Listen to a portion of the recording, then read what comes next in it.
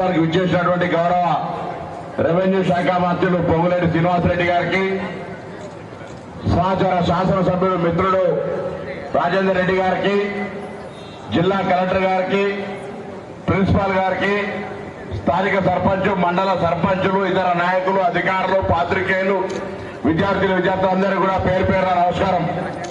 నేను ఎమ్మెల్యే అయిన తర్వాత ఈ భవనానికి శంకుస్థాపన చేసుకున్నాం. ఈరోజు పూర్తి చేసుకొని పిల్లలకు ఉపయోగించుకునే విధంగా దాన్ని ఈరోజు మనం ప్రారంభోత్సవం చేసుకుంటా ఉన్నాం.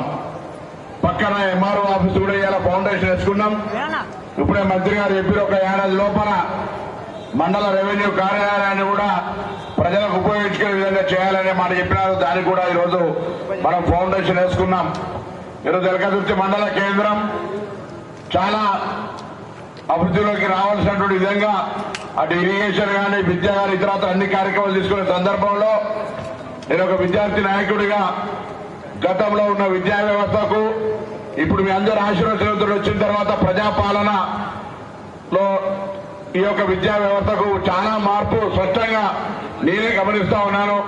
ఎందుకంటే ఇది అధికారంలో ఉన్నామని చెప్పేటువంటి మాట కాదు. గతంలో మెస్ ఛార్జీల కొరకు అనేక ఉద్యమాలు చేసినటువంటి పరిస్థితి.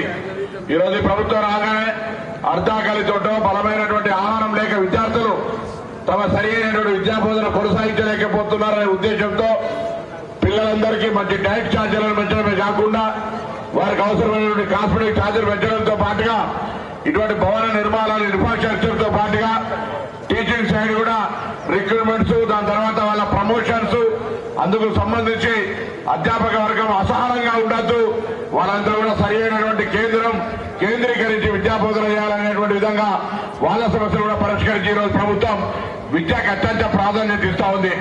ముఖ్యమంత్రి గారు ఎప్పుడు చెప్తా ఉంటారు, గతంలో ప్రభుత్వాల దగ్గర డబ్బుండే, భూములు పంచుతా ఉండ్రి, డబ్బులు ఖర్చు చేస్తా ఉండ్రి. ఇవాళ దేశవ్యాప్తంగా ఉన్న ఆర్థిక పరిస్థితుల దృష్ట్యా డబ్బులు, భూములు, ఇతరత్ర ఇబ్బంది ఉన్నప్పుడు మనం ప్రభుత్వాల తరఫున చేయగలిగేది ఒక్కటే, అది ప్రతి విద్యార్థికి ఉన్నతమైనటువంటి చదువు చదివించగలిగేటువంటి విషయాన్ని అత్యంత ప్రాధాన్యత ఇవ్వాలని చెప్పినప్పుడు నేను చాలా సంతోషపడతా ఉన్నాను.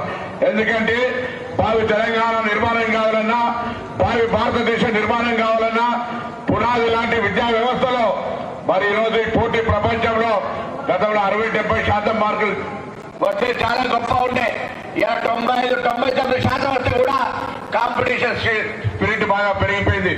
అందుకే విద్యార్థులకు ఒక ప్రణాళికబద్ధంగా, అంటే చదువుకున్న తర్వాత వారికి సరైనటువంటి ఉపాధి లేకుండా ఉంటే కూడా ఆ చదువు వృధా అని, చదువుతో పాటుగా వృత్తిపరంగా లేదా భవిష్యత్తులో చదువు అయిపోగానే ఏదైనా వాళ్ళ కాళ్ళ మీద పడి బ్లూ కలర్ జాబ్స్ ఏదో ఒకటి చేసుకొని బతికే విధంగా ఉండగా విద్యా వ్యవస్థ లోపల కూడా అనేక మార్పులు తీసుకొచ్చి భవిష్యత్ తరానికి ఒక నిర్మాణవంతంగా ఉండే విధంగా స్కిల్ డెవలప్మెంట్ కూడా యూనివర్సిటీ ఏర్పాటు చేసి, అటు క్రీడలు ప్రోత్సహించడానికి స్పోర్ట్స్ యూనివర్సిటీని ఏర్పాటు చేసి ఈ విధంగా ముందుకు పోయే సందర్భంలో ఈ నియోజకవర్గంలో ఉన్నటువంటి అన్ని విద్యార్థి సమస్యల్ని, హాస్టళ్లకు సంబంధించిన సమస్యల్ని, స్కూళ్లకు సంబంధించిన సమస్యల్ని మరి పరిష్కరించే విధంగా ఒక మొత్తం డేటా తీసుకొని ఫేజ్ మేనర్లో పరిష్కరించే ప్రయత్నం చేస్తామన్నమాట. మన మరొక్కసారి పాఠశాల